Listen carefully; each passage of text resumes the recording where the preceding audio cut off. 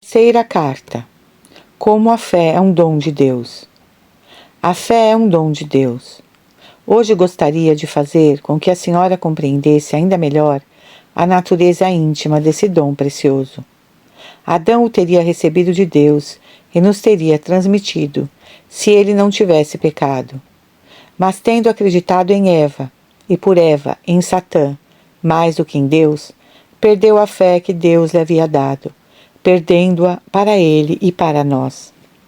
Adão pôde conservar o hábitos da fé, mas perdeu a fé enquanto virtude informada pela caridade.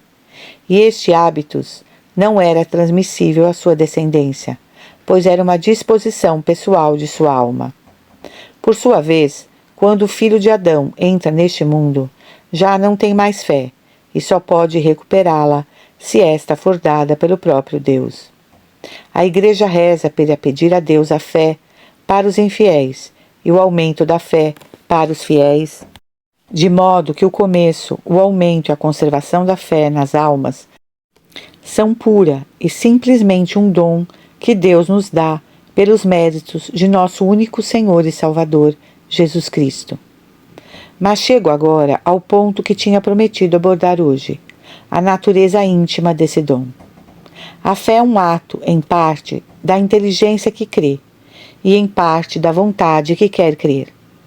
Ao perguntarem se a fé é um dom de Deus do lado da inteligência que crê, ou do lado da vontade que quer crer, é preciso responder que há um dom de Deus na inteligência e um dom na vontade. Pois, para o que concerne a inteligência, é preciso notar duas coisas. Primeiramente, as verdades em que devemos crer estão tão acima do espírito humano que este nunca poderia atingi-las naturalmente. Assim, o adorável mistério da Santíssima Trindade, as profundezas da sabedoria de Deus na encarnação de nosso Senhor, a redenção e a salvação dos homens, sem o dom da fé, seriam para sempre tesouros escondidos às inteligências humanas. Em segundo lugar, além do ministério da Igreja ensinando essas sublimes verdades, é necessário ainda, para que nós creiamos, uma graça interior que clareie nossa inteligência e a faça receber com docilidade a palavra da fé. A fé falada, como dissemos antes. Com efeito, por assim dizer, o espírito humano imaginaria ter motivos para ver na pregação evangélica uma tolice, se não fosse animado por uma sabedoria superior, como nos diz São Paulo nos capítulos 1 e 2 da sua primeira epístola aos Coríntios. Do ponto de vista da vontade, a fé, ainda uma vez, é um dom de Deus, pois para que a vontade humana se submeta humildemente, docilmente, alegremente à verdade divina e leve a inteligência a dar um pleno consentimento a esta mesma verdade, essa vontade tão frágil precisa de um socorro divino que a arrebate à sua própria fraqueza e a ponha em conformidade com a vontade de Deus. Faço questão de confirmar essas sérias doutrinas pelas próprias orações da Igreja. Escolhi para esse fim as orações da Sexta-feira Santa, que são cantadas depois da Paixão. O Padre proclama: oremos, caríssimos irmãos, pela Santa Igreja de Deus. Depois reza: Deus eterno e onipotente, que em Jesus Cristo haveis revelado a vossa glória às nações, conservai a obra da vossa misericórdia, para que a vossa Igreja, espalhada por todo o mundo, persevere com fé constante na confissão do vosso nome, pelo mesmo Jesus Cristo nosso Senhor. A senhora já se associou de coração a essa prece para pedir a Deus que a Igreja persevere na fé? Mais adiante, o Padre proclama ainda: oremos também pelos nossos catecúmenos, para que Deus nosso Senhor lhes abra os ouvidos do coração e a porta da misericórdia. Quer dizer, os disponham para ouvir, para querer crer, e lhes dê em seguida, por sua misericórdia, o dom da fé. Depois ele reza: Deus eterno e onipotente, que sem cessar fecundais a vossa Igreja pelo nascimento de vossos filhos. Dai mais fé e inteligência aos nossos catecúmenos, para que, renascidos na fonte do batismo, sejam contados no número de vossos filhos adotivos, por nosso Senhor Jesus Cristo. O Padre proclama outra vez: oremos também pelos heréticos e pelos cismáticos.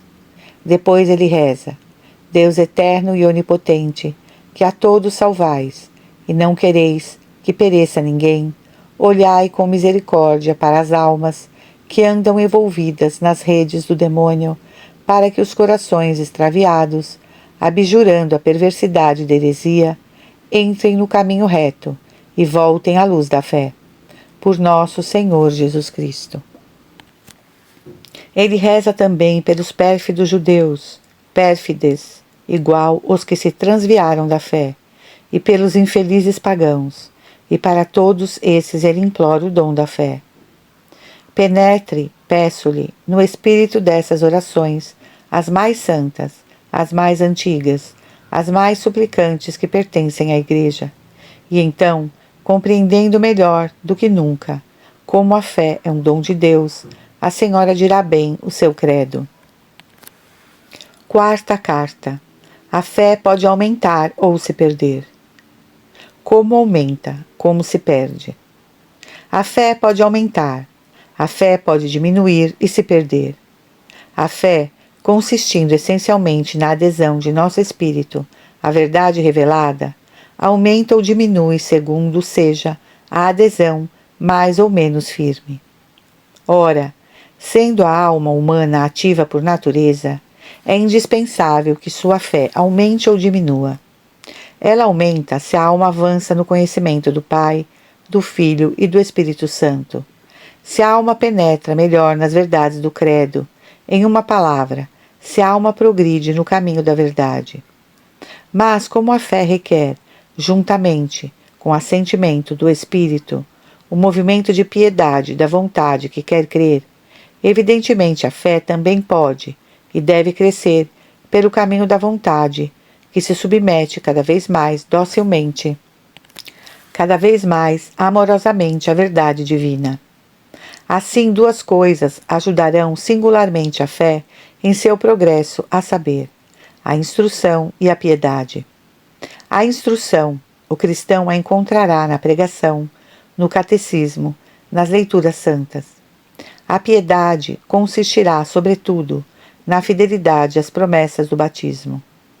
O cristão ajudado pela oração e pelos sacramentos crescerá na fé. Todo cristão que quer crescer na fé deve vigiar com redobrada atenção contra tudo que for capaz de enfraquecer a fé. Ele deve tomar cuidado para não se deixar levar pelas máximas deste mundo, pois o mundo, enquanto mundo, só se ocupa das coisas sensíveis. A fé, ao contrário, nos mostra o preço inestimável das coisas invisíveis. O mundo só vê o presente.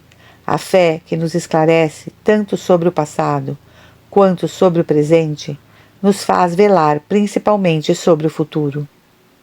O mundo está todo voltado para os gozos da terra. A fé nos ensina que este é o tempo das privações e das penitências, e nos mostra que Deus é o único bem verdadeiro em que podemos repousar nossas almas e esperar os verdadeiros gozos. É preciso, pois, velar para permanecer fiel, quer dizer, crente. E quem assim velar, verá infalivelmente crescer em sua alma as luzes tão doces, tão serenas da verdade eterna.